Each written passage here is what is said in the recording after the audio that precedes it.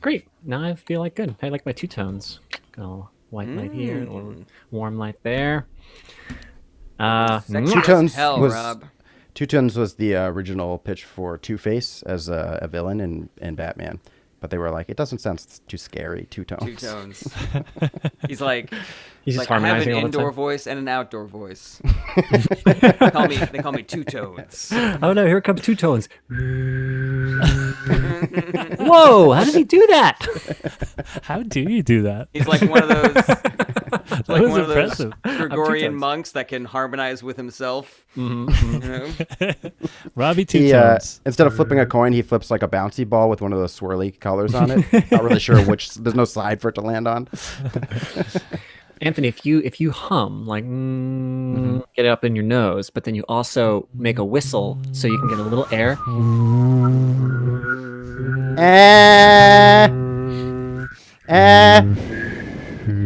Jim Carrey does this in Dumb and Dumber, actually. Whoa. He says I met a girl and she tractor beam sucked me right in.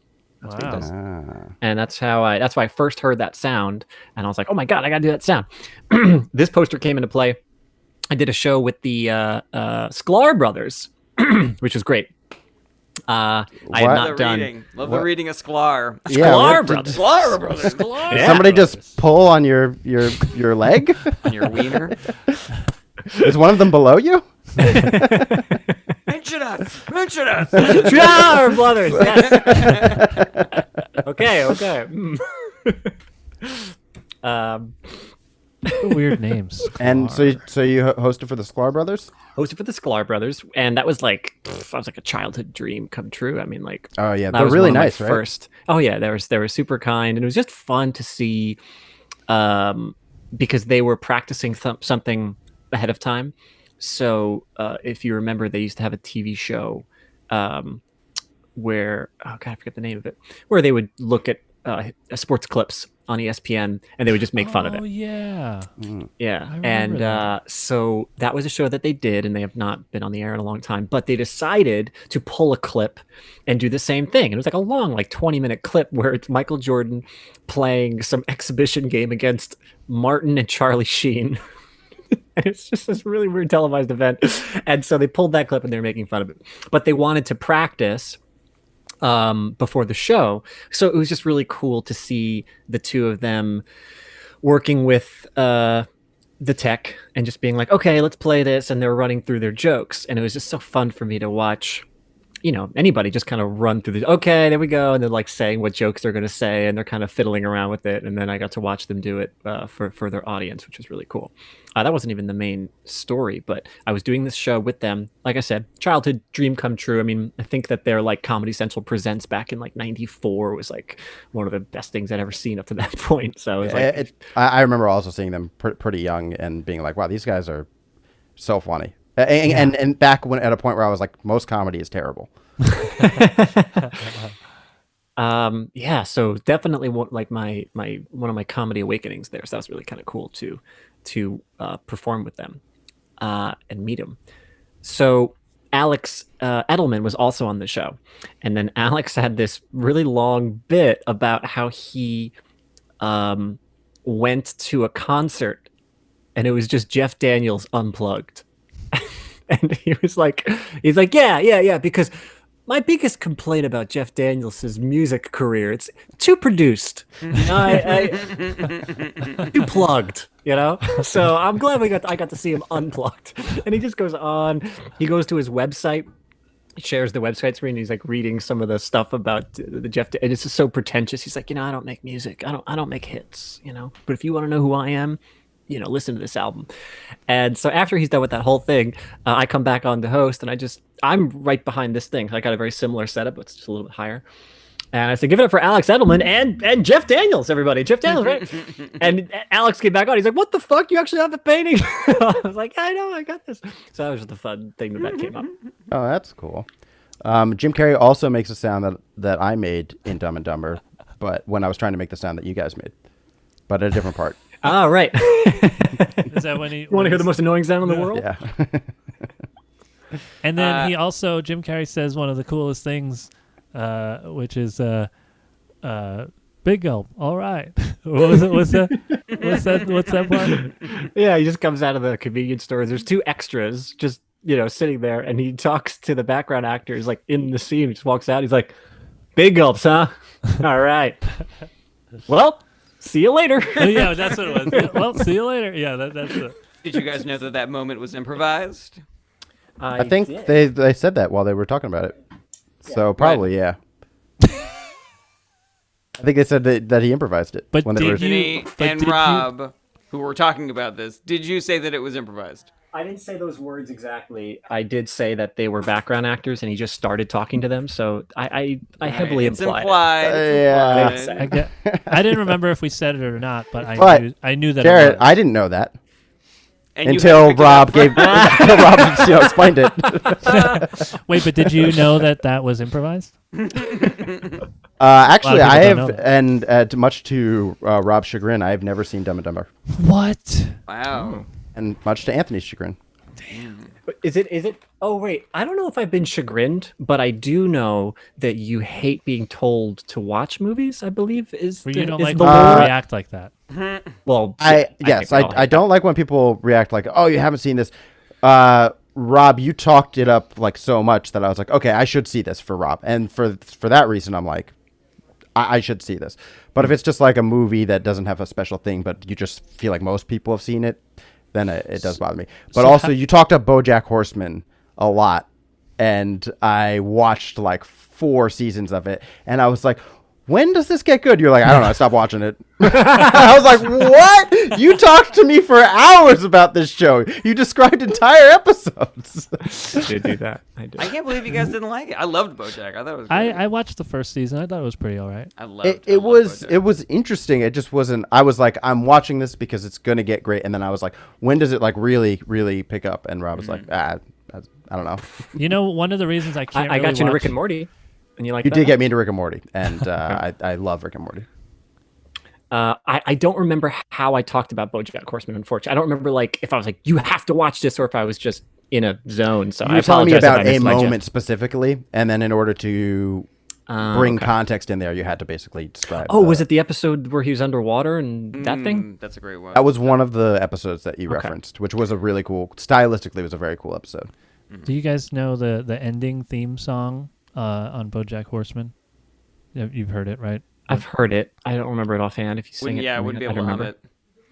it. Well, the band that does the ending theme song is called Group Love, and I don't know if I talked to you guys about this. About group love specifically. I I was mean, in there a was band. that one long weekend you were trying to talk us into. I Is that we was- got a cabin in Poconos? Oh, is that? I what you're thought talking this about? had come up.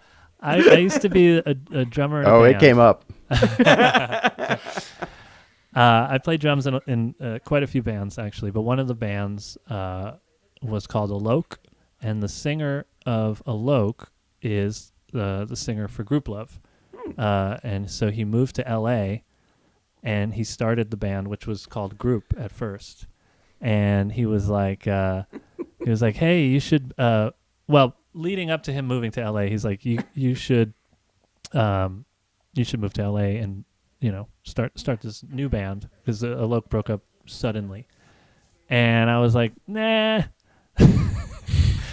And then like a couple months later, I was in LA drumming for with this other band. We were doing a short tour, and I met up with those guys, and the singer Christian gave me a CD of the stuff that they were recording. He's like, the guy who's playing drums on this, we don't know if he's going to be in the band or not. You should still move out here. Here's this CD that he just burned off of his computer. And it was like their first EP that came out that had like all these hits. And because I was like, nah, I'm going to stay in New York. And so, and they wound up getting pretty big. yeah, Group Love, they played on all the late night shows, Conan and Letterman or whatever. Toured How the many world. more opportunities to join their band and achieve wild success did they give you, Actually, Anthony? they're actually still asking him if he'll join. He's still like, nah. I got a Just podcast to record. They're going to be Just getting those their two. Grammy. Like, Anthony, you got to move out to LA, buddy. I want to thank the music industry for this. And Anthony, you got to move out to LA, man. Our drummer, we don't know him still. We're just like, We want to thank him for this. the drummer's up there like, yeah, I don't know. I don't care. I'll leave. You just got to get in here, man. He's just waiting around for 10 years for me to join the band.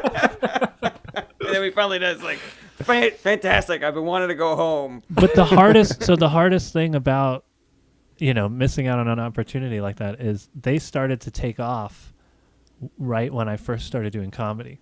So like I was, I don't know if they still are on Facebook, but at the time we were Facebook friends. And so I would come home from doing a bunch of shitty open mics, and I'd go look on Facebook and they would be doing festivals. And so it was like all those photos from like behind the band where you see like 1 million people at a festival. And so I would do an open mic, whichever one, the Eastville mic on a Tuesday.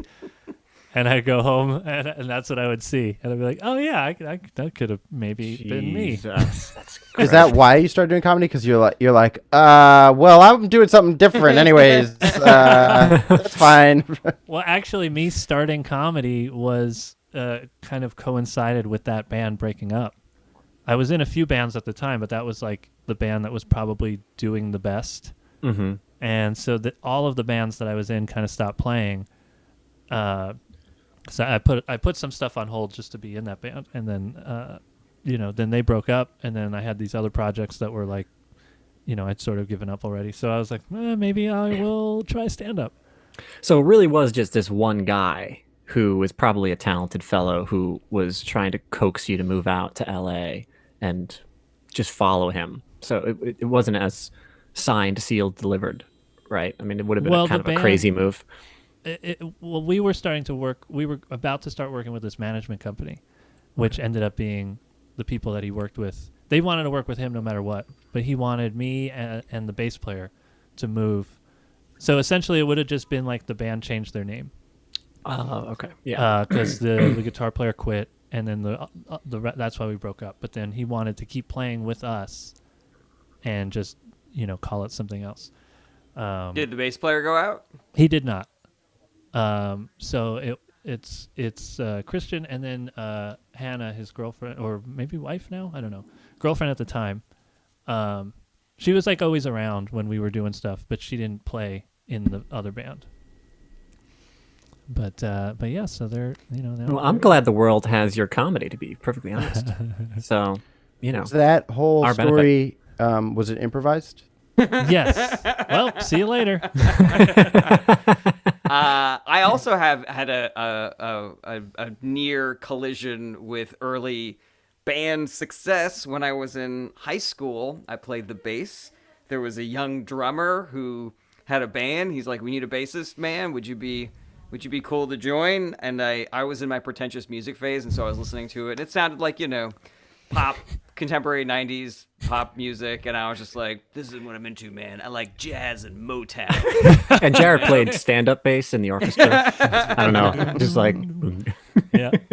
And that drummer's name was Jason Schwartzman, and his band was called Phantom Planet. What? The wildly successful Phantom Planet. You could have been the bass player on the OC could have been. theme song. That's right. California. Doom, Whoa, doom, Phantom doom, Planet doom. was pretty cool, actually. You think you can get anybody to play? Doom, doom, doom, doom. Sorry, that's a joke about bassists. The album that came out after the California song one, that one sounded pretty cool. It sounds like the kind of music that maybe you would have said yes if their second album was what they were No, working I was on. just an idiot. There was no saying yes at that moment. Oh, man. I just wanted to be weird. how deep are you guys into the chaos theory? I mean, like, you join the band, none of that happens. That kind of idea, Yeah. Well, as Or I just something totally learned different. what the chaos theory is, I'm into it. Well, but him as the bass players don't matter. They would Right, have been successful. Like, right, can you right. name the bass player in Phantom Planet? I thought it was Jarrett Berenstein, to be perfectly honest. What if Jason Schwartzman doesn't even know his name. Do you Swartzman even was a know comedian. the bassist's name? And I'm like over here just like, no, I really don't. But meanwhile, there's like a dartboard with his picture on it. I don't even who knows that guy. Every night. Doom, doom, doom, doom, doom.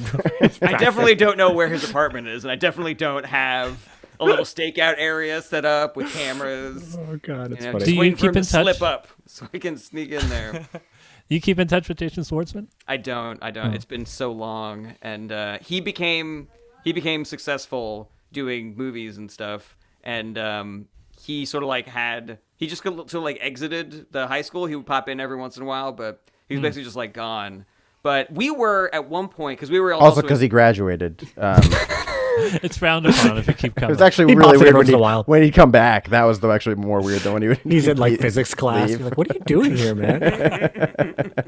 just trying not to forget my roots. You know, I know I'm successful and I graduated, but I'm still good old know. Jason in room C13. You know, we were in jazz ensemble. We knew each other relatively well. He's one of those people that I could never like reach out to him and be like, hey, what's up? But if I saw him, you know, I'm almost 100% sure that he'd be like, hey, Jared Bernstein. Would he though? Because you in high school looked a lot different. Yeah. You'd have to be wearing that hat Yeah. with the ponytail. Yeah. Where's the giant Bugs Bunny T-shirt? I don't know. Who are you? What'd you do with the real Jared Bernstein? Jared Bernstein I knew was wearing a dumb bowler hat. Anthony, Andrew, that's so great. Brett, did you have any run-ins with early? Yeah, were you almost in REM or anything? No, my brother. I don't know the story exactly, but I think I'm pretty sure this is the gist of it. My brother was like down to the last audition between him and Elijah Wood for Radio Flyer, which was the movie that launched Elijah Wood's like gigantic career. And I don't know, but I think my brother probably maybe took the rejection pretty hard. And so he just stopped auditioning for stuff. Oh, that's a bummer. And now he works for JP Morgan. So What a twist.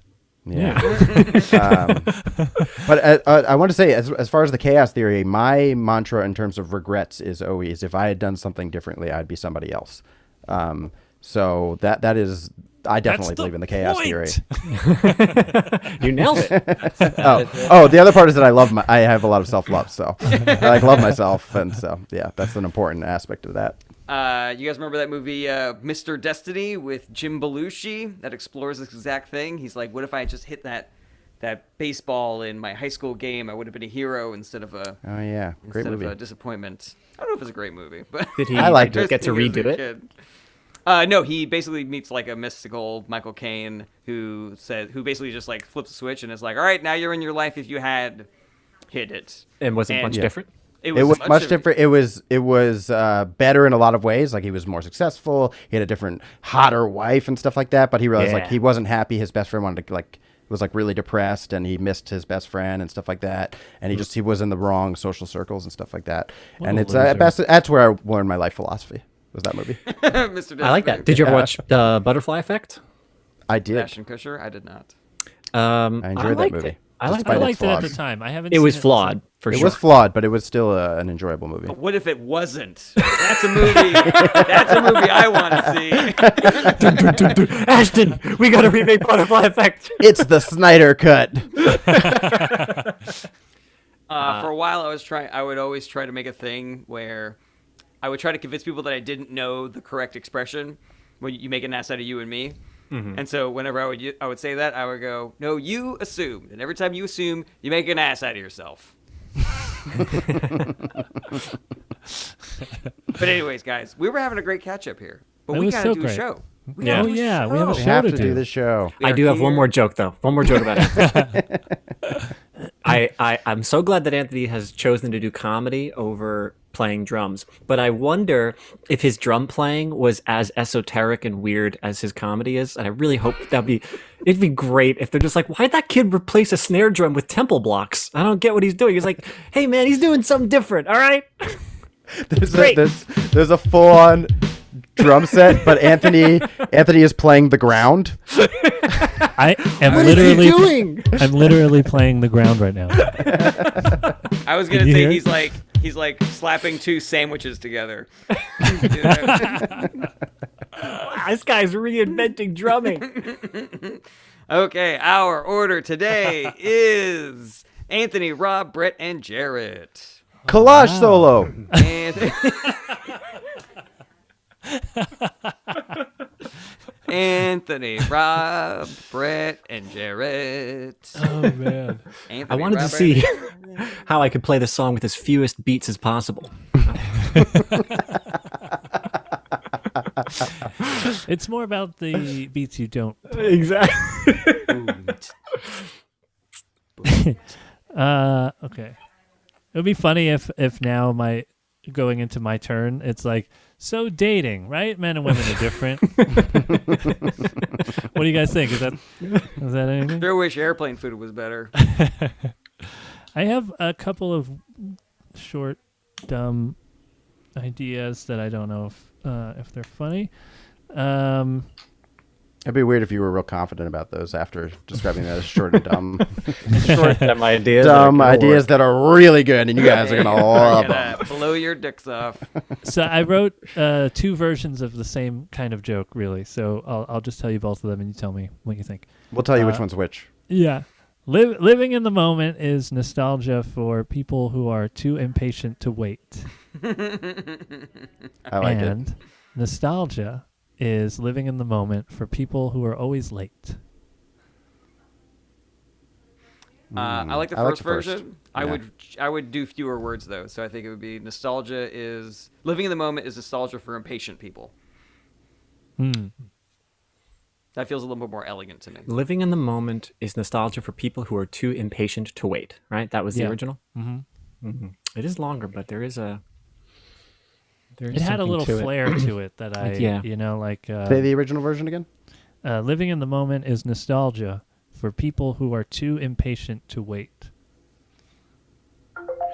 I think I enjoy the balance of setup to punchline, even though it's longer. I don't find it to be inelegant. Is my point.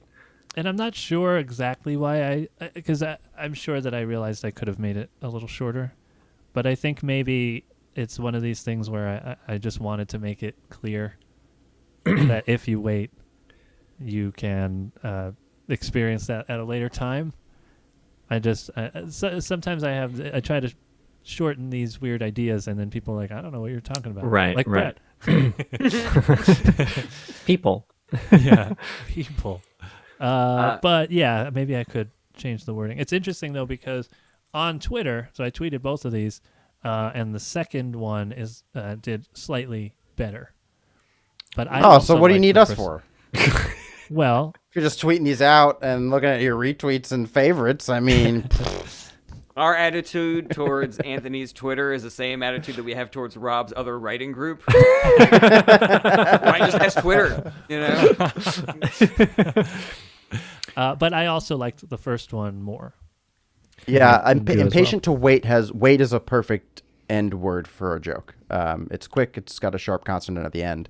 Impatient to wait. That doesn't phonetically. The sound of that is not good to me. But I do enjoy wait as the last word.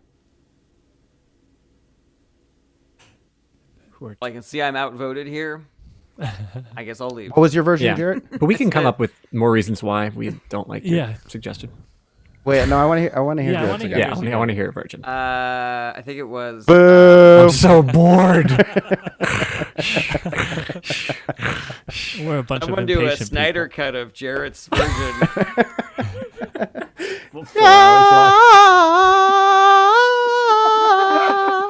I'm listening.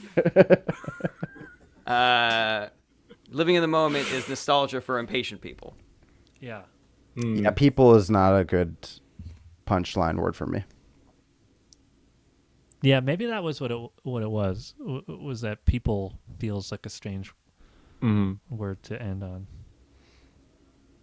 Or maybe living in the moment is nostalgia for People who are It- impatient.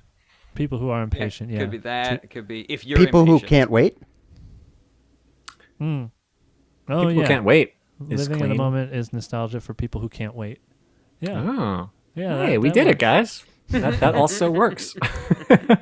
And it keeps all the things. All right, now tweet that and tell us which one does the best.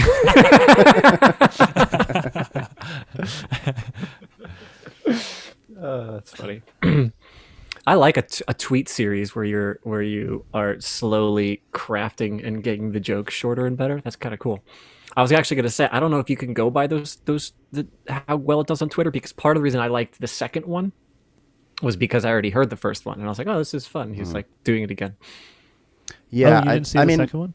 I did. I think I saw both, but I liked the second one because I was like, oh, he's doing it again. Right. Oh, okay. You He's saw like the rewording first one, it you're again. like, oh, that's fine. And then I did Yeah. the other one, you're like, oh, okay, now. I'm Well, yeah, interested. because now it's a thing. Now it's like, oh, this is part of a series. Rob, Right. what Rob was liking was your process. Yeah, Your yeah, creative process. I didn't realize. Which I don't know why Twitter doesn't add that button. I've been emailing them. creative know. process. Exactly. It's like, comment, retweet. I'm enjoying your creative process. Yeah, that was the reason I didn't laugh at first, is because I saw it on Facebook and I enjoyed it quite a bit then, but it wasn't novel to me. Okay. I would like a tag at the end of that if you can give an example of somebody. Oh, okay. Yeah. That's always what my problem is. I never give something that people can relate to with these. I'm like, what? You don't understand this concept? I'm moving on. Yeah, I kind of want to see like an act out of like a type A, maybe like a Wall Street bro who's like, I got to get to my nostalgia, man. I don't have time for it or something like that. Yeah. What Oh, what yeah, what is the final form that we have it in right now? Living in the moment is nostalgia for People who can't wait. Was that right? people who can't wait. Living in the moment is nostalgia for people who can't wait. Life is this is just such a great moment. Remember now. That's I don't think that's quite it, but it's somewhere that's like the kind of tag that I want. That's the follow up. Yes. Well, what on Anthony's Facebook page on both posts, I commented, I remember when you posted this. Oh yeah, that was. I forgot. That's What very about, funny. can I you remember when believe you how posted we're that. dressed right now? Can you believe our haircuts? That's great. I like that. What about like older dudes who are like, hey, it may seem rough now, but you're gonna look back and realize this is the best time of your life. You're like, can you just like give me a second to appreciate it? I can't. Just because you're having your nostalgia now doesn't mean I can have it now. Yeah. Oh yeah. You got to pump the That's brakes. funny. A mirror is like a photograph for people who live in the moment. I don't know. I'm trying to think. What is a mirror? I If like you're where looking at you're yourselves going. right now, I like where you're going with it though. how do you look at a mirror and go, oh wow, look at us. Look at how If you want to be look at how technical, young and old now we are. if you want to be technical, Rob, the Look light at how is... now we are. Remember how now we were? Oh, are you gonna go with how long it takes the light to reflect back? That's great. Yeah, I like exactly. that. So you are looking at the past. Yeah, that's true. If only distant planets could see themselves the way that we see them. You know, Oh Yeah. like where we're seeing what's going on a distant In the past. planet. It would be really nice for them. So we're nostalgic for planets, and they don't even exist probably anymore. Yeah, a good number of them. I feel like probably there are people who, in America's height as a country, when we were one of the best, if that ever existed. There's like a 3 or 4 year period there. Yeah. Yeah, I'm sure we had a month or two. When people came to America because it was the land of opportunity, when there was a little bit less wealth inequality, I imagine that's probably like the experience that maybe we would have if we went to one of those planets. We're like, wow, it's beautiful. And then we get there, we're like, what the hell?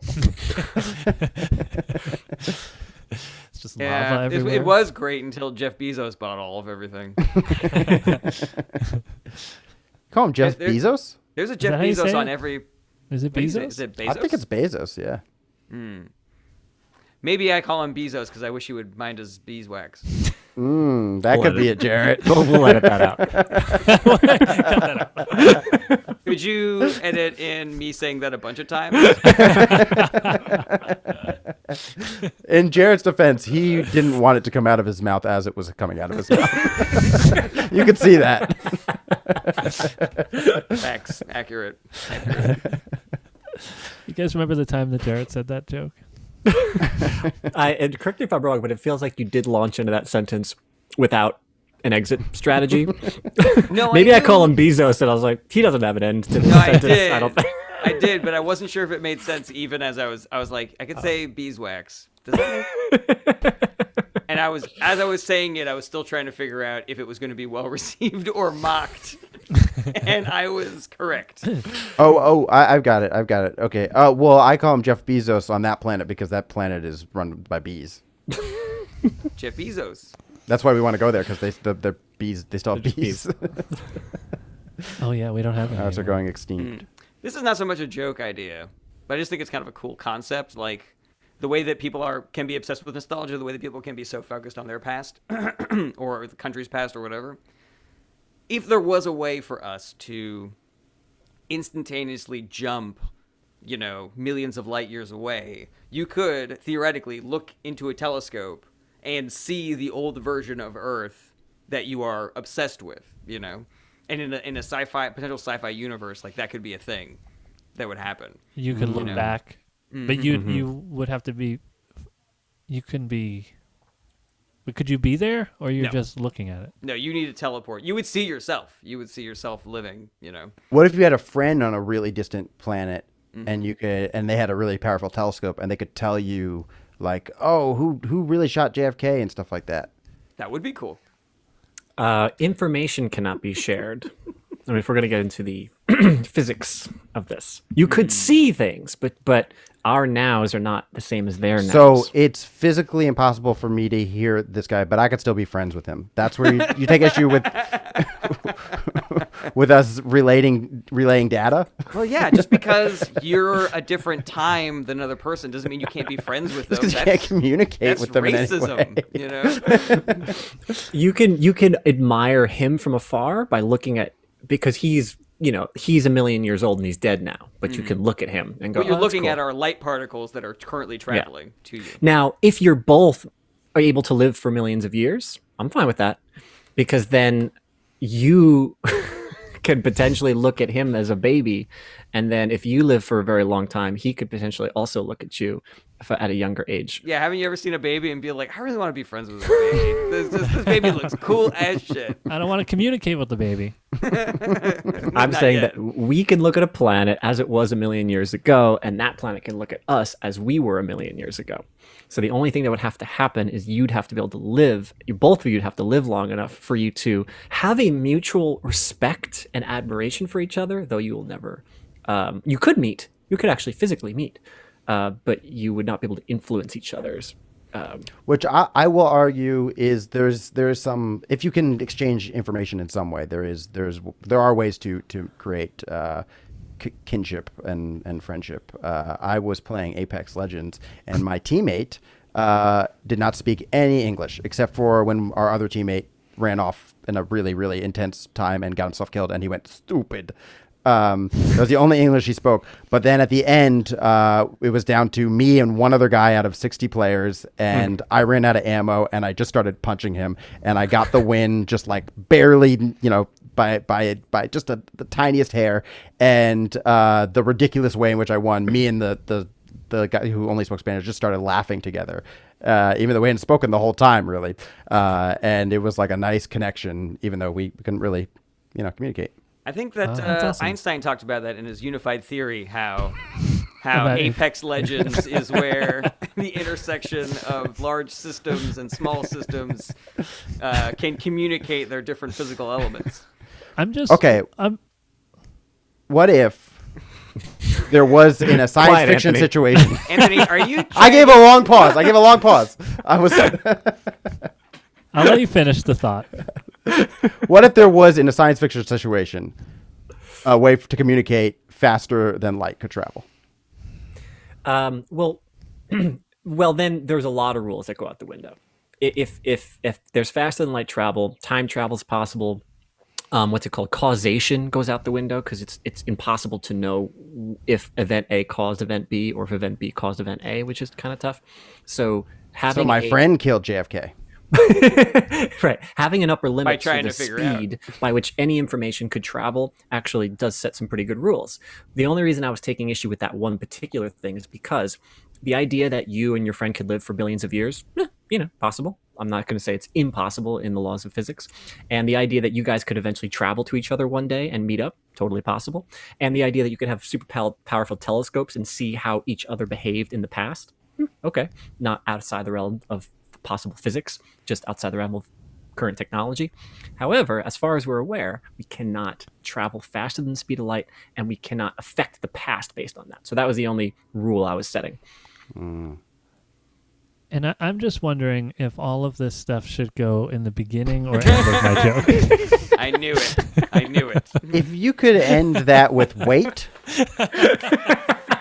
It's a good Maybe like a comedy K. Those are good also. oh yeah. Can't wait. cosmic. Oh, if you could call Rob a dork at the end of that. Apex Legends. Apex. Is that called a comedy K? is that what you call it? Comedy K? Yeah, comedy K is a thing. Yeah. I didn't know that. Audiences.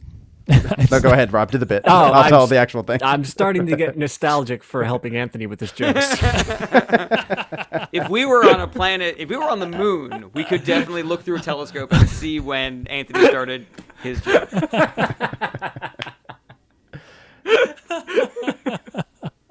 Remember that? That was fun. And now it's up to Rob Ryan. Rob Ryan's turn. Yay! All right, we got through it. Wait, but didn't Brett have something to say? I was going to answer your question. Yeah, comedy K is like if you have two words that mean the same thing, and one of them ends with like, let's say, like an LE, like people, and one of them ends with a hard K, the audience will always laugh much harder at the hard K. Oh, okay. Okay. And Rob Ryan. All right. I have a joke idea that I've told you, Anthony, before. And I don't know. I've tried it, I think, a few times. I never really made it work. But sometimes I will be watching the news, and I recognize, or maybe reading an article, and I recognize that I have gotten into a news story too late. And it's too much. I can't go back and try to piece together all the things. Like I'll pop open an article and it'll start with like, the fighting continues in Beirut. And I'm like, oh God, I'm there's no way. And they don't do a very good job of filling, they just keep on going. And I'm just like, I don't know who started this. It's like jumping right in the middle of a series. I'm just like, I don't know what's going on. I don't know what the sides are. Who's good? Who's bad? I don't know. I love this so much. And I just wish that the news would do a slightly better job of just catching me up, like comic books even try, or they put like a little page and they just, all right, this is who Superman is. Here you go.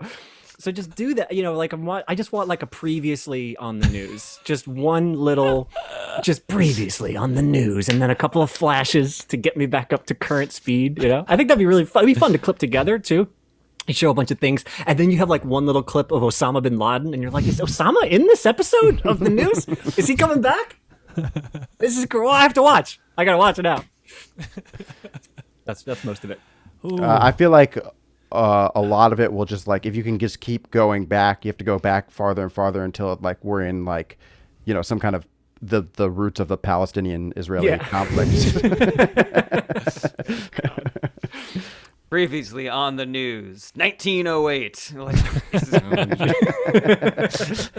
Previously on the news, a serpent comes up with an apple. I like that. That's great.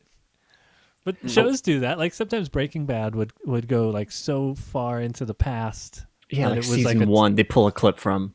Yeah, or sometimes even before any, high school or something. Like years before the show starts.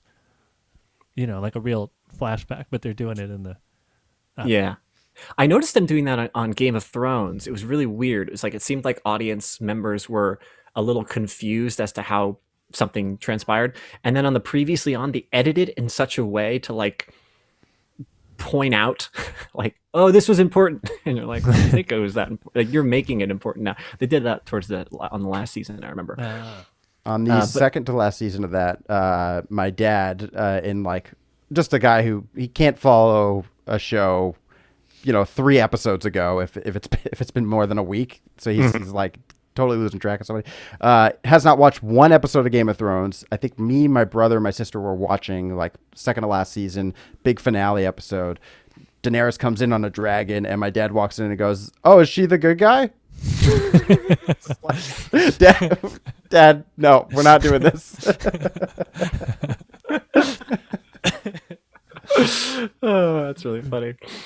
Yeah, it was actually, I remember it was Daenerys because like in the episode when they like flipped her and she just went crazy pants, I guess.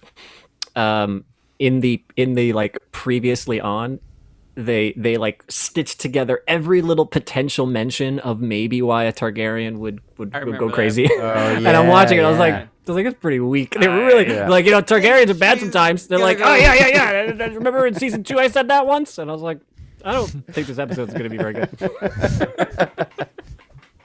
I think did they show her brother murdering somebody? Like from season 1? Yeah, they did a couple of things, several things to make it seem like this was the narrative they were pushing the whole time, and I was like, I don't. You're like, did Fox News edit this? That's really funny. In the bit, Rob, I kind of want you to do that thing where, like what your dad did, like, oh, is that the good guy? Only you could do something like, I feel like I'm coming in on season 5, like, Israel, is that the good guy? And people are like, I mean, it's complicated, It's like Jamie Lannister. Like, season 1, it kind of was, but... he's got a great, what's it called? Redemption arc. We hope that Israel has a great redemption arc. It's become kind of an anti-hero now. What about when somebody who doesn't watch sports comes in and they're like, oh, who are we rooting for? Like, which team are we? Well, this is Afghanistan in the 80s, so we're rooting for them right now. The Mujahideen seem like they're doing really good. I love this concept. This is there's so much room here. This is hilarious. This is obviously a very Jarrett angle, but like it's a really easy way to tell who's a Republican, because when you ask a Democrat like who's the good guy, they're like, well, it's complicated because of all these relationships and everything. The Republican would just be like the white person. My dad acts like that. I started watching The Americans with him, and he just has this such weirdly like black and white view of all these TV shows. And we also watched Homeland, and Homeland was even more. I mean, Americans is a little whatever. It's like a rip basically of Homeland with a flip. But Homeland was like really nuanced, really well done, cool. Like, oh yeah, I see where they're going wrong. And my dad was like just so black and white, like, oh, that guy's bad. Oh, he's acting so bad. And I'm like, what? Is it because he's not like in America specifically? He's just the bad guy? Well, Carrie's good. And the other guy's bad. I'm like, yeah, but they're doing really horrible things in this country. And, they're calling a lot of Uzrest and espionage. Yeah, but look at these guys are some bad people. Look how bad they are.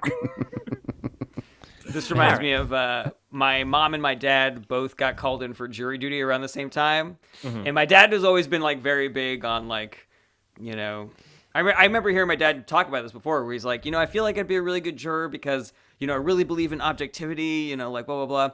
And because of that, my dad got put in a double murder trial that lasted for like a year and a half. Whoa. My mom got excused on day 1, and when she came back, she goes, "As soon as this kid came in, I knew he was guilty. had the hat on backwards, he had the baggy pants." And I was like, "I can't believe they excused you, Mom."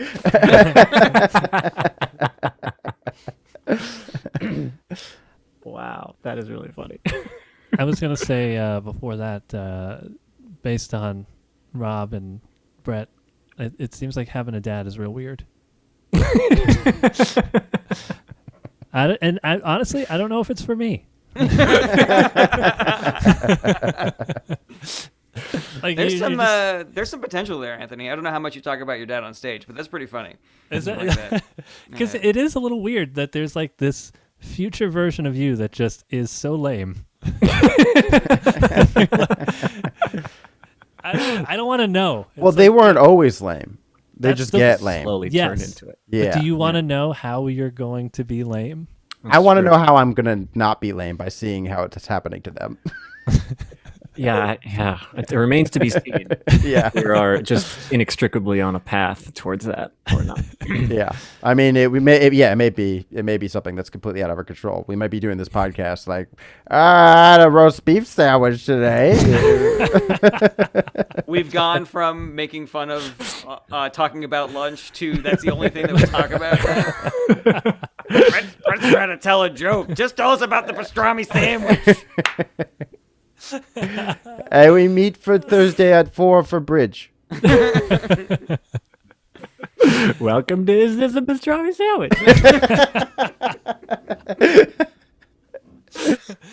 You guys know Patton's bit about this, where he's like, "I want to be a lame parent because when you are a cool parent, then you raise like really lame children because they have to rebel against how cool you are. That's why when I become a parent, the most current album I'm gonna have is Phil Collins's "No Jacket Required." I'd be like, "You kids like rock? I got some rock and roll here for you." That's funny. That's really funny. And Brett Druck, everybody. Okay. Sorry, I didn't know that was a bit. If we had more Oh. stuff for Rob's joke, Yeah. Anybody else have anything? because I For don't. Rob? I love your thoughts. I would like to continue to tinker. You've kind of given me permission to continue to go down that path and think about how many little things that I could do. So I'll work on it and maybe bring it back to you guys. Yeah, I would say adding to it more than subtracting anything because it felt tight and just the concept is so great. It's also relatable. I mean, I definitely have that experience. Yeah. That's great. Yeah, when you guys laughed at the moment that I was hoping you would, which is just like, fighting continues. You're like, oh, God. I'm already in over my head. Continues. Oh, no. It's the first I'm hearing about it. Yeah. And I've had that feeling a bunch of times. I'm like, oh, should I research this? What's Yeah. going on? I've had that experience with when people are like, "Oh, this show is so good," and I'm like, "Oh, really?" And they're like, "Yeah, we're the season 4 is just like so great." I'm like, "Oh, season 4." Rob, do you think there's any way to tie this into your joke about watching superhero movie trailers? Where it's like, yeah. Someone who's like in on the news, will read a line and it's like Mitch McConnell blocked the effort, and they're just like, "Of course." Yeah. And you're like, "Oh, is that like what he does? I don't understand." Yeah, we don't like him very much. He's not a good guy. You know what I always loved and wish was a real thing was in Starship Troopers. They always had this thing on the news that was like, "Would you like to know more?" And then you would click and it would just tell you more information. Oh, that's And I always I think about that all the time. I'm like, that would be great. Yeah. Because like sometimes they'll link to other articles, but that's a little nuts. Yeah. I would wish that it was just like a paragraph that just Instead of "Would you like to know more?" and it's like, "Would you like to make us more ad revenue?" Yeah. That's really funny. Great, cool. Yeah, I've rejuvenated some joy in that joke, so I think I'll work on that more. Thanks, guys.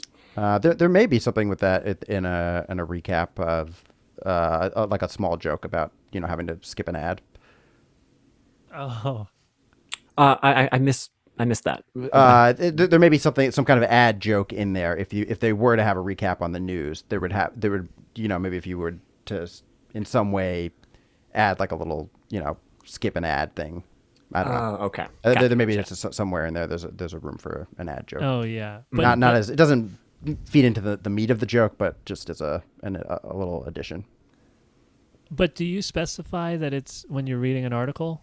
Because I feel like this also works for just watching the TV news. When it's an article or when you're watching something, like it's not clear how you're consuming the news. But it's right. I guess once I get into the the television joke, it would be that I'm watching the news and we start and it's previously on the news and then I'm catching up. And yeah, I do want to kind of hit all of the fun bullet points that exist on a serialized TV show and the things that you miss and the characters that come back because you just see like an image of them. You're like, oh, that character's coming back. Oh, that's cool. And all that little stuff for sure.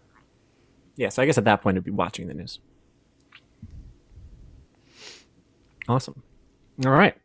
Jarrett, take it away. Oh, wait. What? One last Yeah. tag. Wasn't he in something else? That's great.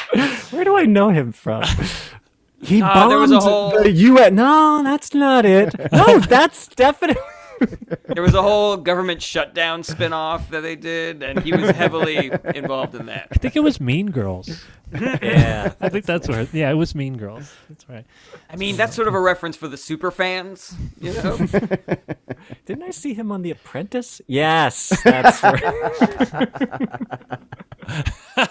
Apprentice is a great one. Excellent. Wait. Oh, he was that guy in Home Alone. Home Alone 2. Home Alone 2. Home Alone 2. That's it. That's right. Is he from wrestling? Is he wrestling? He was a wrestler, I'm pretty sure. All right, next up we got Brett Druck, but before we do that, just want to remind everybody to check out I just had one more. No, sorry.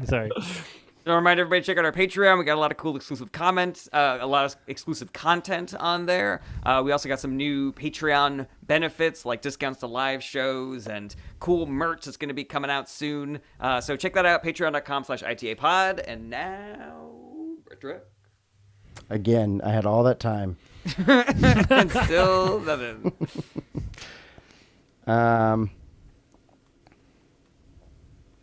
I have been working out through the pandemic, which is really helps me feel a little bit more safe when I'm walking alone at night, because I know if I'm attacked, I can like slowly lift my attacker and put them back down while they stab me.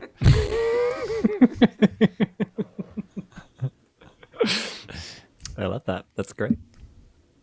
I want to do something with like a weightlifting injury, just like a little tense in my shoulder because I got mugged this weekend. Somebody comes to attack you, you're like, hold on. You start putting on gloves. You're stretching. Yeah. I don't want to pull anything. Let's get the old, get the back brace thing on. You're like, just get my leg. Can I get a spot? Can I get a spot? Anybody want a spot? How much do you weigh? He's like 160. Could you hold a couple of these textbooks here? And then Because I'm up to 180 now. About. and then when you're done, you wipe them off.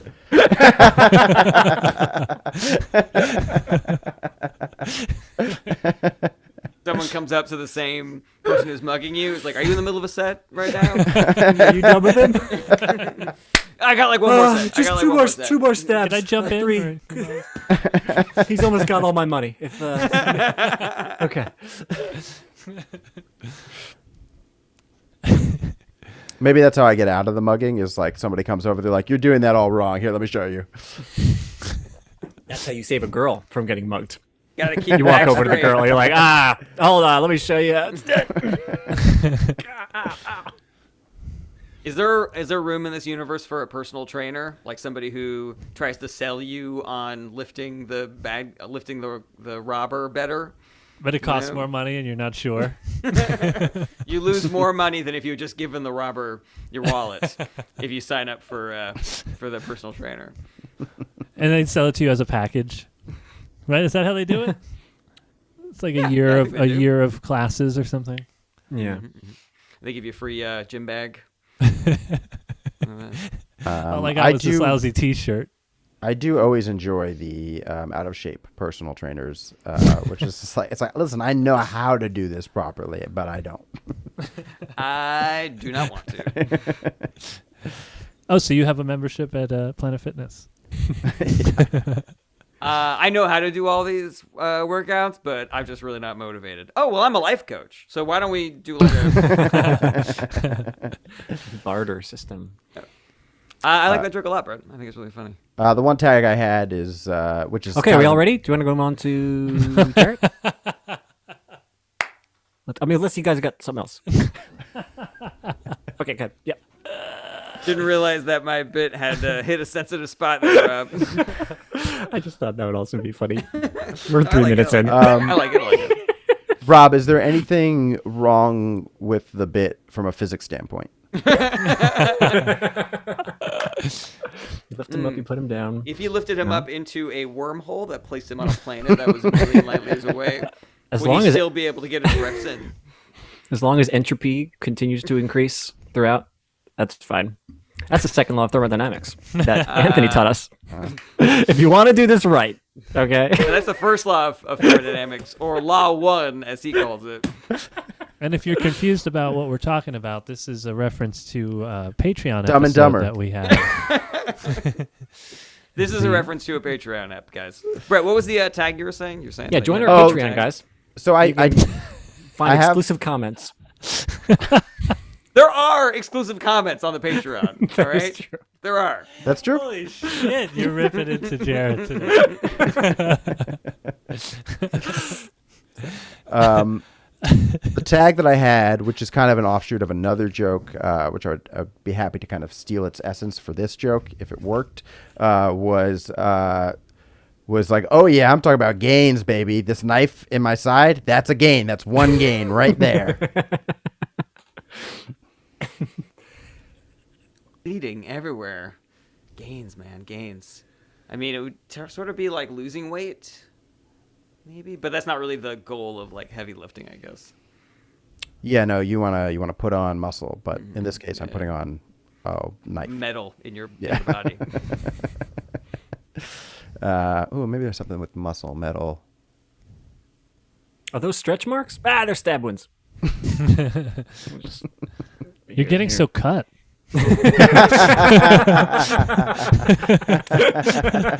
Dude, I'm shredded. Yay. I'm ripped. Now we can move on to Now we Jared. that joke. You are getting so cut. Yeah, you're shredded. God damn, that's funny. Man, Oh, that's great. What a great little tag. I really got to hand it to us. We are funny today.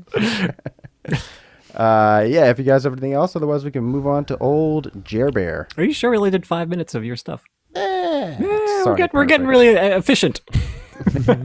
Bing, what do you got? We also talked about the End it Snyder with a Cut. K. All right, what do for- you got? End it with the word wait. All right, what do you got? We talked about the Snyder Cut for longer than the Snyder Cut. There it is. That's what I was trying to get out. Oh, I'm sorry, yeah. I've heard of word economy, but this is ridiculous. The word economy is booming. Stonks. Yeah, I'm trying to think. Stonks. What is that? It's like stocks. Stonks. It's what the Reddit Wall Street bets community calls stocks. Okay. There's a meme associated with it. It's weirdly funny and entertaining to look at. It's just like a picture of like a chart going up and then like a silhouette, kind of like a avatar-ish type person and like a mouth open, and it just says stonks. It's Oh, okay, I get weirdly it now. funny. It's that's a common trend in memes, is like just somebody kind of like saying something wrong, being bad at it. yeah. One of my I don't normally enjoy political memes and stuff, but one of my favorite was it was Donald Trump, Ivanka, Donald Trump Jr. and I think Barron all holding shovels. And then Donald Trump Jr. is holding his shovel backwards, and the caption was just "Shumvel."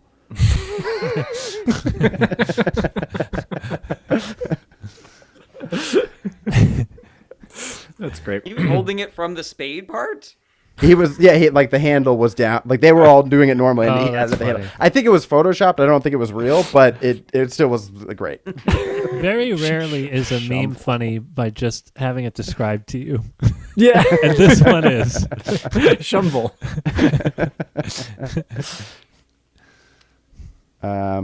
What other memes? Ooh, you guys no, seen? actually had another idea. You want to use the rest of your time for this? Yeah, you know what? I'm not gonna end my time early. my time. We're talking about memes. We'll do what I want. Are there other situations like not being mugged, but other situations where, we sort of equate working out and being thick with being able to protect yourself? Like maybe you're on a date and some guy starts hitting on your girl, or getting into a bar fight or something. I had another joke. This is kind of a combination of jokes that I've tried and have worked pretty well, but I didn't just love.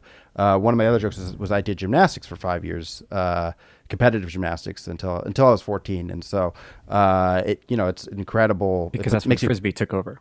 Yeah, that's right. Right. It puts you in incredible shape doing gymnastics competitively. So if ever there's like a fight at a bar or something, a guy comes at me, I could just wow him with a somersault and then become best friends. Did you really take gymnastics? Yeah. I did competitive gymnastics till I was 14. What the fuck? What a We're life. learning a lot about ourselves. It was something that my dad got for me as a gift. Because Anthony doesn't have a dad. That was because he was like, having a dad's weird. You know, It don't didn't want even it. register as a joke to me because I don't know what a dad gift should even be.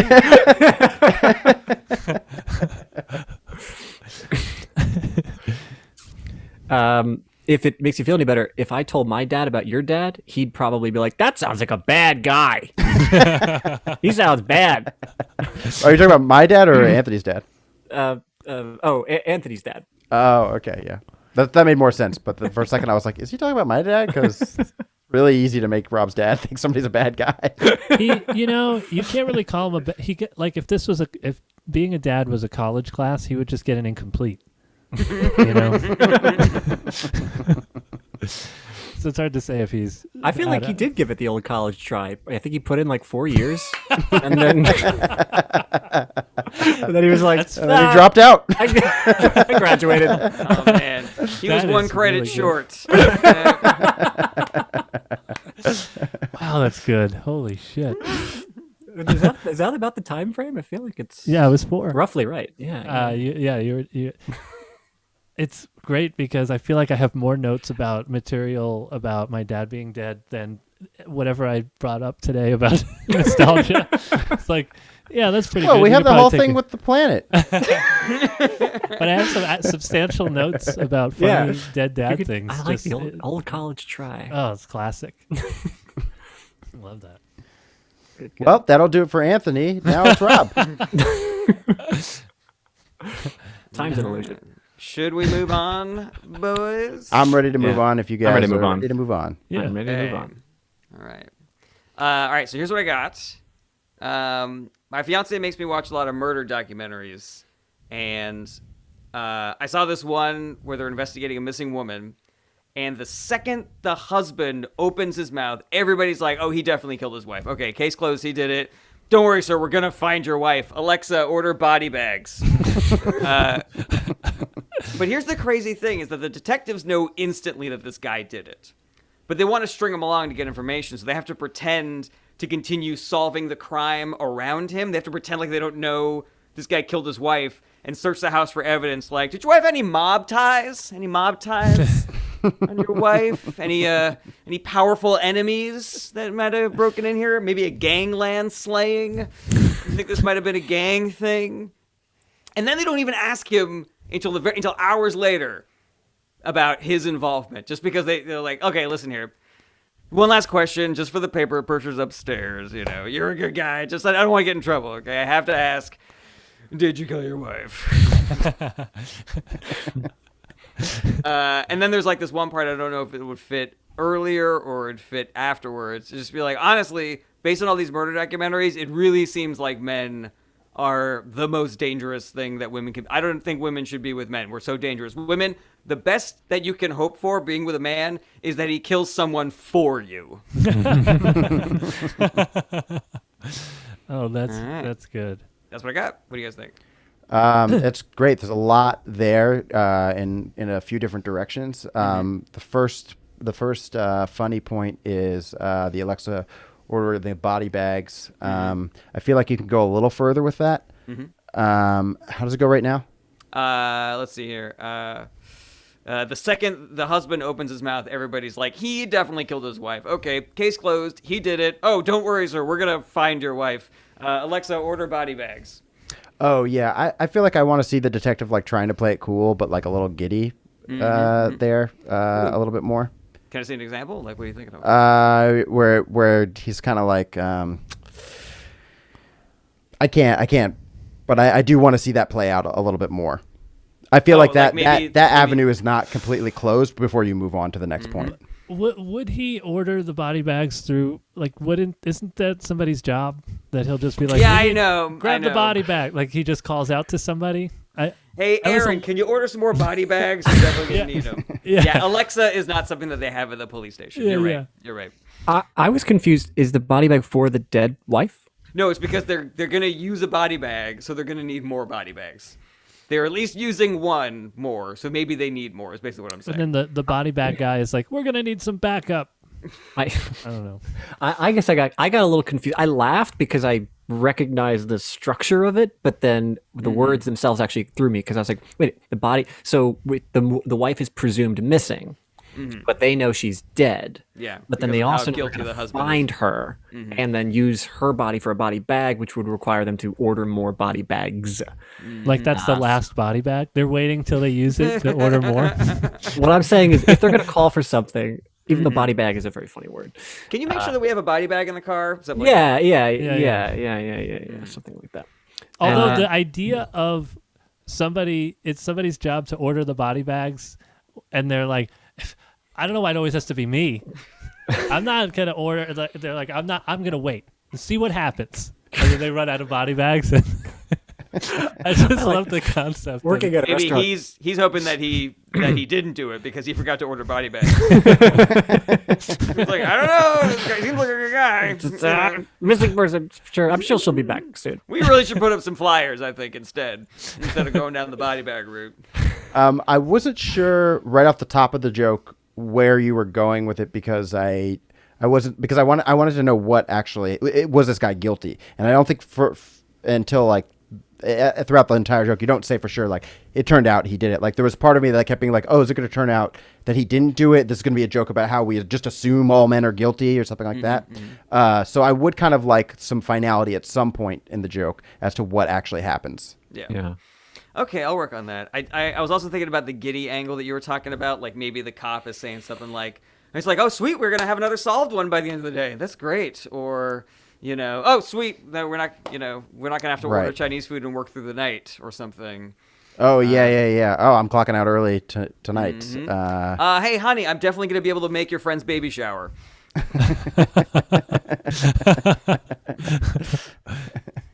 Okay, and then there's also the detective has to string him along to get information out, so he has to pretend like he's still trying to solve the crime. Yeah, that one I wanted something maybe a little bit more silly, like he's really reaching. He's like, "Did your cat ever given like weird looks to your wife?" Or She's like not it's a like part of really any obvious. terrorist cells or anything, or is she? Yeah. The cat one, it feels a little too silly. Like I haven't earned that yet.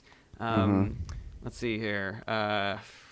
My issue with that portion was that you kept on looking around as if you're, I suppose, trying to gather evidence on him, because you kept on like doing the act out like, yeah, say, is your wife part of a gang in any way? But I couldn't in my brain think about what it is that he's actually doing. So I would think I would want to be more clear on the meta, the ulterior motive, what he's actually trying to gather while he is bullshitting. Because I'm not 100% clear on that. Is he trying to fingerprint the house while he's what is the bear trap that he's trying to set? I mean, to me, it's just like it registers to me as a very cop show thing that happens. You know, like as they're investigating someone, they're always just like, you know, it's like, so what time does your wife leave this afternoon?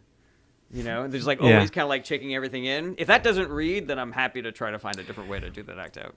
It does read to me that they're taking everything in. It's just that I'm not sure to what end it's happening, because is he stalling for time, or is he actually trying to collect evidence against this guy without making it seem like he's trying to collect evidence against this guy? I was waiting for that shoe to drop like for a long time. I was like, oh, he's going to do the thing, but then it never happened. Well, what if it was like everything that he does is like finding all of this illegal stuff? You know, he picks up a gun, he's like dipping his finger in cocaine while he's talking. It's like all this kind of stuff where he's just walking around and just crimes are just presenting themselves.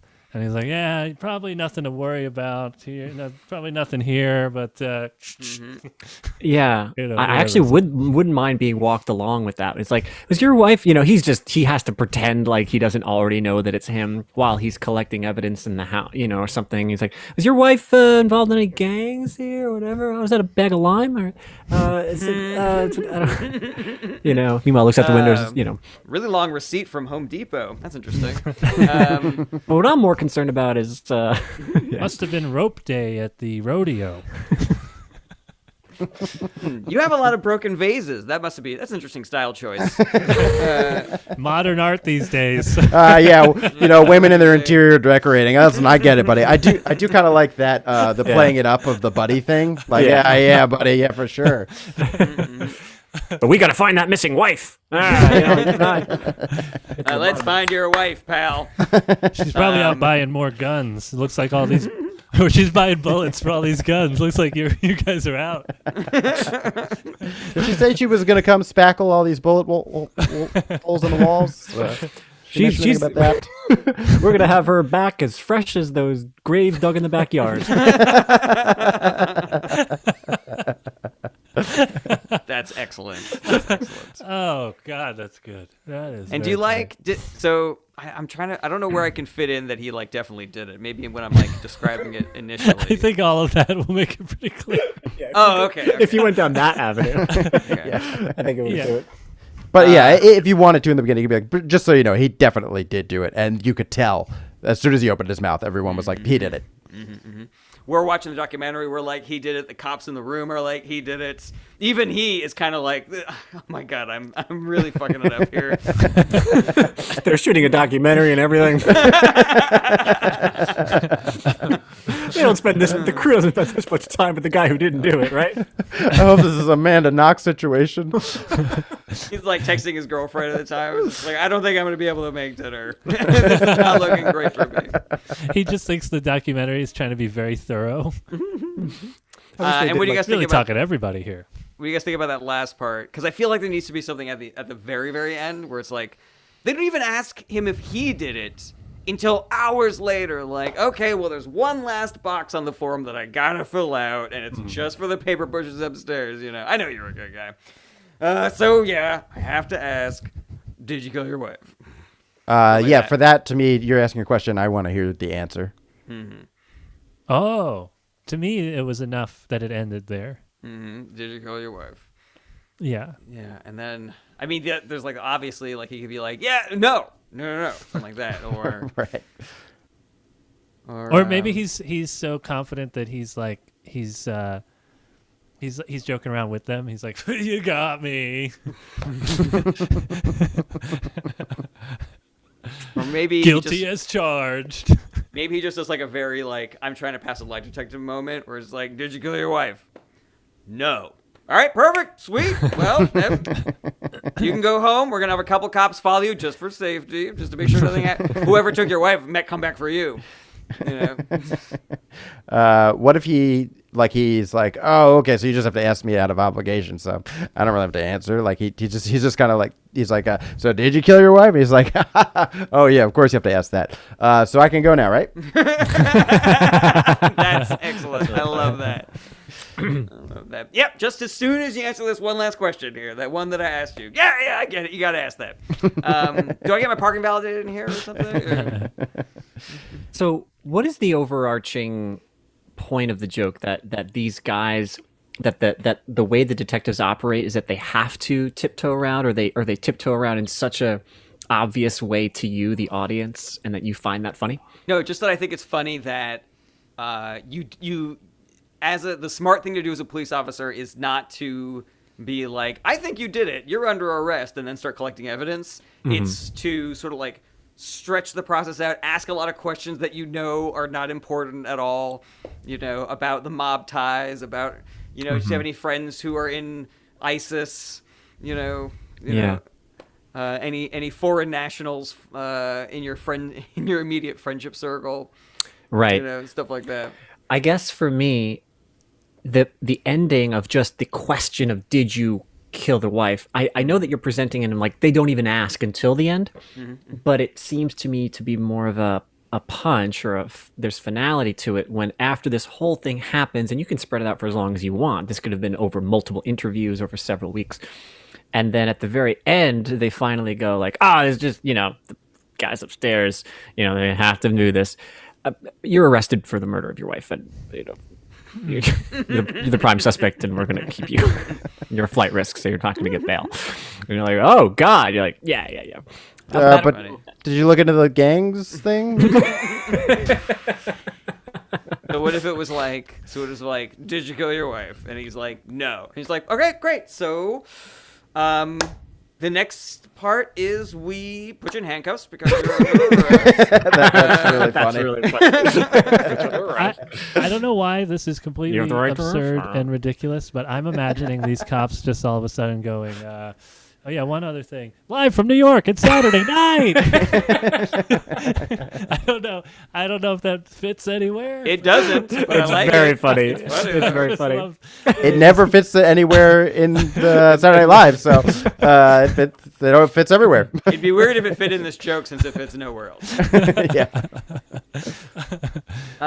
Yeah. And so that's basically it, unless you guys had any other thoughts for that.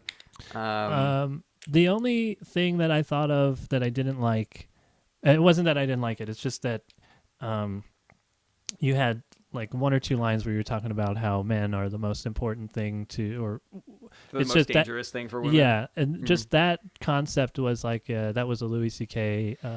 Premise. I was thinking about that, yeah. And Yeah. where you went with it was completely different. But I just That's why I was trying to rush past that part. That was like the Will Trodden territory. Yeah. But yeah. So I just wish there was a way to get to your point without Ooh. setting it up in a way that felt similar. Right. maybe instead of it being about men in general, maybe it's just about the women in these documentaries. Where it's like, I've seen so many of them, and it's always the husband. It's like the best thing that I can hope for these women is that the guy kills someone for them. Maybe that's not Yeah. the same punch, Right. though, if we're talking about it that way.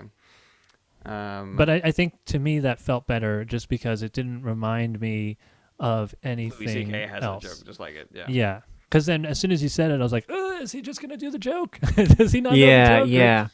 And so for me, I don't know if audiences get that feeling, but I always feel uneasy until I'm like, oh, okay, he went somewhere different with this premise. I have the exact same thing. Yeah. I wonder if you can like say it's better for women to like almost fan the flames of some kind of other conflict. Where it's like, make sure you like really play up an enemy he has. So if he's gonna kill somebody, it's that guy. You know what I mean? Yeah, exactly. It's kind of fun to I don't know Or if this when is he's gonna technically kill true. somebody. But in this, it's a murder documentary show? It's a documentary about. I mean, the premise of the joke is that my fiance makes me watch these all the time, but in truth, we just watched one together, and it was Yeah. it was engrossing. I was like, I can't believe this is happening. We're watching this guy. Yeah, there was I so get- much body cam footage. You're just like watching all this body cam footage of this guy be. The cops are just like, hey, sir, your wife is missing. He's like, hey, cool, nice to meet you guys. And we're like, Oh, I know who this is. I saw this before the documentary came out, yeah, and I was like, wow, this is crazy. this is a guilty as fuck human being. Wow. So what were you gonna ask, Rob? That in these, if the premise is that your fiance makes you watch these murder documentaries, maybe the truth of this is, and I don't actually know if this is technically true, but it's just always the husband. It's just always it's always the husband, and it's remarkable how they still try to make the documentary interesting, even though we all know that it's going to be the husband. We're like, yeah, it's the husband, right? It's probably the husband. So that could solve two problems for me, where it's like now we are just talking about murder documentaries, so that when you get to the end of the joke and you get to that part, you're like, I always feel bad for these women in the murder documentaries because, you know, the best I can hope for is that maybe her husband's murdering somebody else for her, you know, because it was always the husband.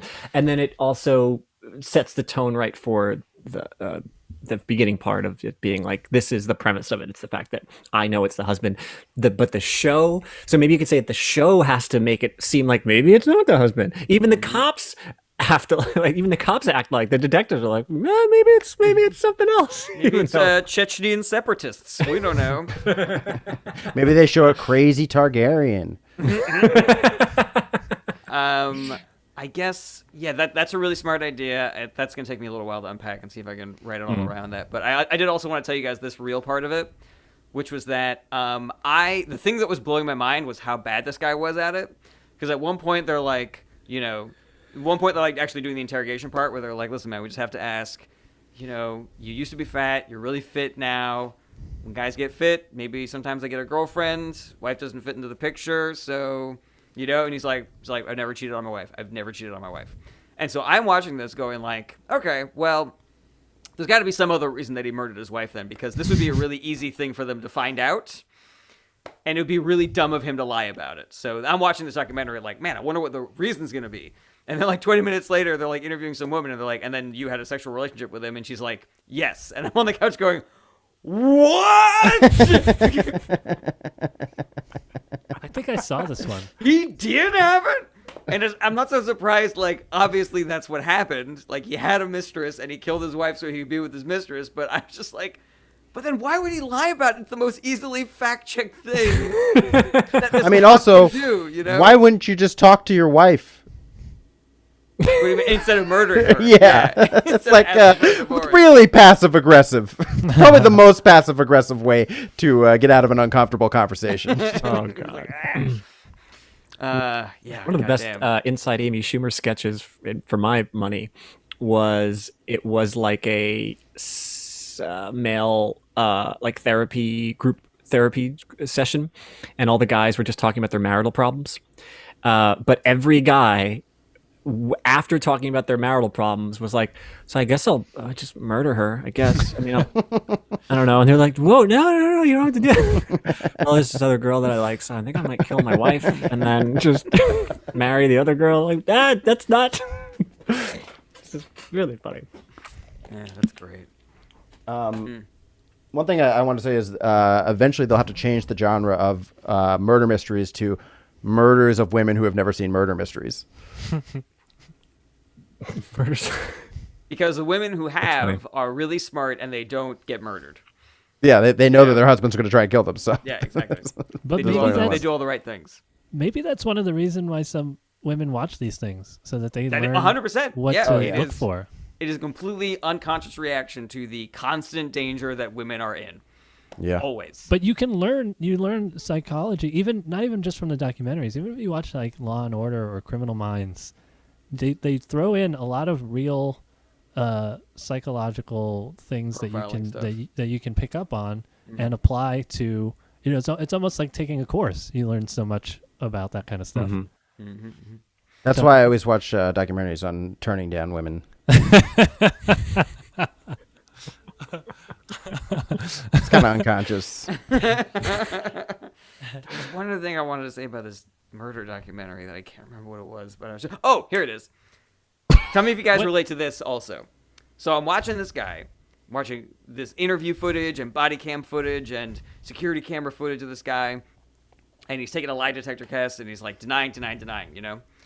And at one point, there's just like a point where he's just like, there's no going back. They know that I murdered my wife, you know? And I just remember sitting there just being like, God, what does it feel like to know that you are in that much trouble? You know what I mean? Yeah. Like, there's obviously, you murdered someone. That's awful. That's bad. But I've been in trouble, and there's been that moment where I'm like, shit, I'm in trouble. I did something wrong, and it has been discovered. I have my fanny pack on. But I was thinking, like, the amount of trouble that I've been in is so far below. You caught me. I'm in a police station, and you know that I killed my wife and my 2 children. Is so much more trouble than I've ever been in. And so I just kept on sitting there just thinking, like, oh my God, what would it... To be in that much trouble, to know you're in that much trouble, like... I mean, I think you see with his reaction, he was basically in shock. Like, he was not acting like a human being. He was just completely overwhelmed. Yeah. He was like, I don't know, I've never cheated on anybody. They found security footage of the street from one of his neighbors, and they're watching it. And as they're watching, he's like, "Yeah, I got a truck out there, Hemi, and use it to drag a bunch of things. Put things in the back, drive it up and down the road, go to construction. If I need a piece of equipment, take it home, take it back there. I'm just always doing things with my truck. Always doing things with my truck.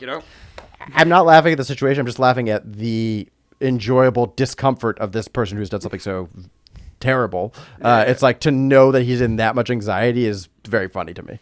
Yeah, I don't know. I guess I mean, full disclosure, I was pretty high at the time, so I was like empathizing with that guy a lot. And so as he was getting in more and more trouble, my heart was just like, Yeah, there's something psychosomatic about watching somebody that sweaty. Sorry, what were you going to say, Anthony?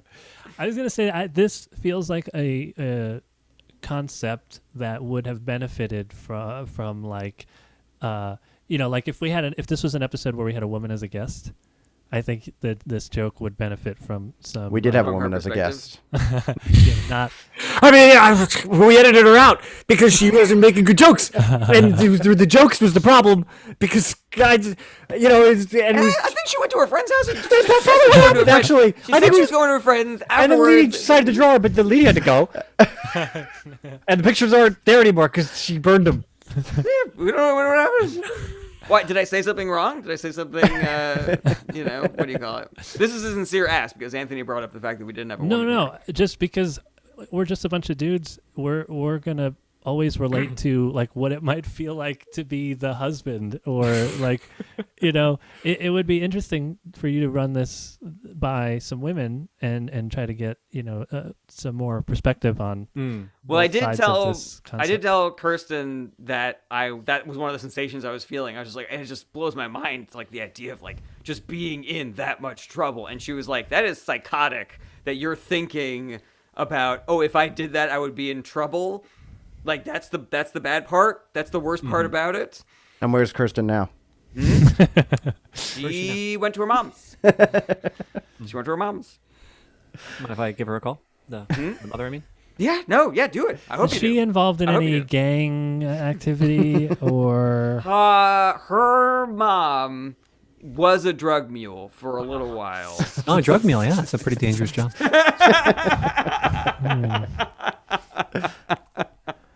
One more thing, Steve, make me do this.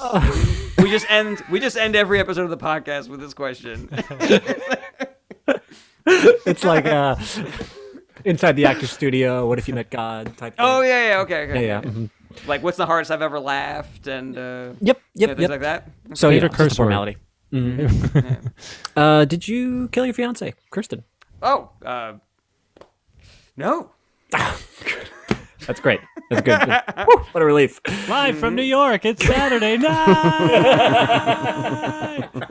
This was very funny, but it did make me feel a little uncomfortable. I'm sorry. No, that's okay. That's okay. Wait, what? It did really? A little bit, yeah. Just because I told Kirsten the idea of the trouble thing, I was like, are these guys going to be with me on it? And it really didn't seem like you guys were. That's not an indictment of you guys, but I do think that there's something it's definitely missing. an indictment of you. Well, I mean, what I was saying, I do agree with. Like, I felt that watching him, I did find it very funny, but I also like just psychosomatically watching a person that nervous makes me nervous. It makes my heart beat faster. So that I definitely, I don't think you're a psycho for feeling empathy for or just like imagining what you'd be in their shoes. You're not like, I feel bad for him. You're like, can you just imagine being a human being in that situation, fucking up that bad? Obviously you never would be, because you wouldn't fuck up. No universe where from this moment on, I am not going to jail either for life or to the electric chair. you know, Right. and to Yeah, just like yeah, be yeah. in that moment, it's just like, Yeah. Yeah. Is it weird that you couldn't imagine being in a position where you'd be in that much trouble? But it seems like you could imagine being in a position where you murder your wife and your no, kids. no. Is that weird? No. No. I think that's you- totally fine. When you originally said, "Can you imagine being in that much trouble?" I thought that you meant, "Can you imagine being the wife when she's about to be murdered?" Oh, look at that. Look at the empathy. No. Anthony. That's what I thought. Oh, my wife's going to be so mad. She finds her dead body in the bed. I'm going to be sleeping on the couch for a while. That's for sure. When she finds out what I did to the kids. Oh, forget about that birthday blowjob I usually get. Whoever edits this episode, I might ask to get rid of this part that maybe Well, makes- and we're going to be an accomplice to this? We'll edit it out of the uploaded version, but we're keeping a copy. For our own personal records. Yeah, if Kirsten ever goes missing one day, I'm going to be like, officer! I got a podcast you should listen to. He asked us to edit it out. He asked us to edit it out. But then we send him just different episodes because we want him to listen to the podcast. We're just trying to grow the audience. Well, we make the cop join the Patreon In so that he order- can get that episode. In order for his confession to make evidence sense. In order for his confession to Jared make admits sense. to murder. Episode 12. $5,000. $100, you get a special premium gift. For $5,000, you get the special Jared's Confession episode. It's the special reward for murder episode. The $5,000. Jared, I really want to quell any fears you have because, one, I think everything we're doing is very funny. But then also, I don't think anything you felt was weird. Okay, good. Yeah, no, going on that last bit is like going to the cops with this and being like, we have Jared's Confession. But in order for it to make sense, you really got to start from episode 1. Watch the entire thing. They just got like a Make clip. sure to like and subscribe. And, leave a comment what your favorite bits were, What your favorite evidence was. And, if you have Favorite jokes evidence. that you want to pitch to us, we have a live show once every 2 months. Who knows? Maybe one of the other guys murdered somebody. If you have any theories on how he did it, and you want to pitch it, Put it in the comment thread. At the police station, they got like a pin board with like little strings. One's got like toe. Another one's got Torch the table. what does it all mean? What does it all mean? what was that? I think Profile doesn't fit the profile. I think toe is pretty clear. We're going to find her toe somewhere. Yeah, I think that's evidence. Toe, it's just a toe. Yeah. That's great. What happened to your wife's toe? Your wife's toe went missing? Did you have related to episode 4? Fantastic stuff, guys. Well, Yeah, fun app, guys. really fun Yeah, app. it was we did a Very fun fun app for me. game. Yeah, I had a really good time. I loved it. I thought it was good. Yeah. Yeah, it was fine. No, it was a great app. All right. And the outro will go here. Thanks for listening, everyone. Please follow me on social media at Anthony Kapfer to stay up to date with all of my future projects. I have a new album coming out June 4th called I Can't Believe It's Not Better. You can get that at music.anthonykapfer.com, which is also where you can subscribe to my new monthly fan club subscription service. That's where you'll be able to get exclusive material, downloads, physical copies of merchandise. So check that out. I'm pretty excited about that. You can also watch me every Monday night hosting my talk show called Digital Slumber Party. And you can find that at twitch.tv/Comedy Hub. That's Monday nights at 10 p.m. Eastern, 7 p.m. Pacific. And then I also, in the next couple of weeks, I have a new podcast coming out called Joke in Progress. So follow me on social media and stay up to date. And I just want to thank all of the listeners and fans of the show. I really appreciate all of your support. You're the best. Thanks. Hey everybody, thank you so much for watching. Don't forget to like, share, comment, and subscribe. Check back for more individual clips and full episodes every Monday, or you can listen wherever you enjoy podcasts. If you want to support the show and get access to special fan-only content, go to patreon.com/ITAPod. That's ITAPod, as in Is This Anything Podcast. Relevant links in the description. Take care.